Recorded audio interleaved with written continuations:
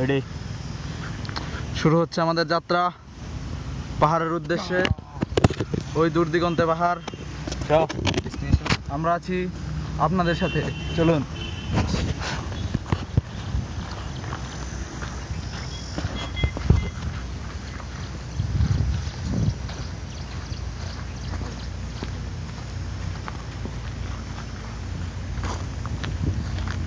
Mission I am on the top of the পাহাড়।